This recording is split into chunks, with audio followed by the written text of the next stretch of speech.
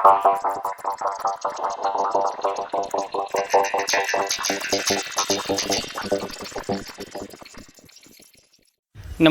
मैं कुमार राव, आप देख रहे हैं स्टार मिथिला।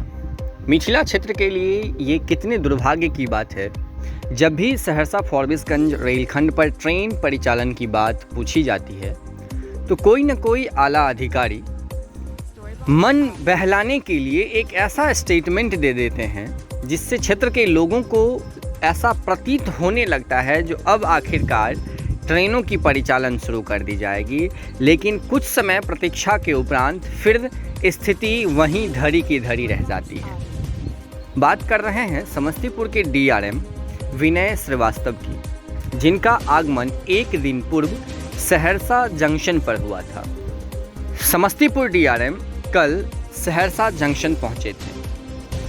सहरसा जंक्शन पर लगभग 5 घंटे तक हर एक छोटी सी छोटी चीज़ों की बारीकी से उनके द्वारा निरीक्षण किया गया और अंत में प्रेस वार्ता के दौरान जब उनसे पूछा गया जो सहरसा से फॉरबिसगंज के बीच ट्रेनों की परिचालन कब शुरू होगी, तो पूर्व की भांति इस बार भी उनका एक ही स्टेटमेंट था, जो इस रूट पर जल्द शुरू होगा ट्रेनों का परिचालन।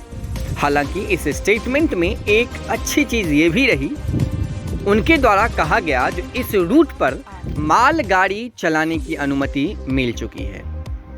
अब इस रूट पर सहरसा से फॉरबिसगंज के बीच मालगाड़ी का परिचालन होगा।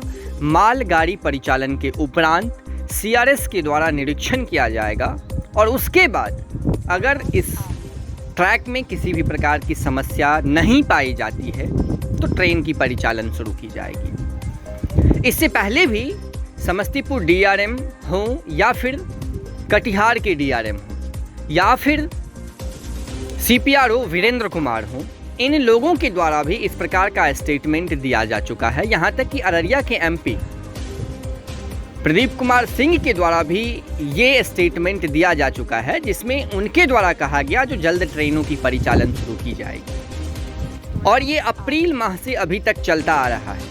अब इसमें रेलवे के द्वारा घोटाला की गई है जो एक बहुत बड़े रेल ब्रिज घोटाले को दर्शाती है, या फिर रेलवे अपनी किसी नाकामी को छुपाने में लगी हुई है, ये चीज़ अभी कहना मुश्किल है। लेकिन साफ तौर से ये इस रूट पर झलक रहा है जो कहीं न कहीं इस रूट पर एक बहुत बड़ी घोटालेबाजी हुई है, जिसको छुपाने के लिए सभी आला अधिकारी मिले हुए हैं और इस प्रकार का खेल खेल रहे हैं ताकि इस रेलखंड पर जांच कमेटी का गठन न हो सके। वर्तमान में इस रूट पर दानापुर जोगबनी, दानापुर सहरसा एक्सप्रेस समेत झंझारपुर तक आने वाली डेमू स्पेशल ट्रेन और सहरसा से ललित ग्राम तक जाने वाली डेमू स्पेशल ट्रेन का विस्तारीकरण रेलवे बोर्ड से स्वीकृति मिल चुकी है। उम्मीद करना मुश्किल जो इस वर्ष ट्रेन की परिचालन होगा या नहीं, क्योंकि वर्तमान में सीआरएस के द्वारा फिर से एक बार निरीक्षण होना है। पहले मालगाड़ी की परिचालन होगी। अगर सीआरएस निरीक्षण के दौरान किसी प्रकार की कमियां इस रेलखंड पर आती है तो हो सकता है ट्रेन परिचालन में कुछ और विलंब हो।